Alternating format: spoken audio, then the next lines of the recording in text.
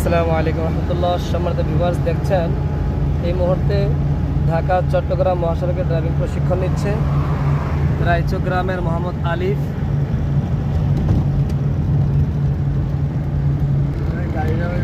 হ্যাঁ, এই লেনে থাকো, তুমি এই লেনে থাকো,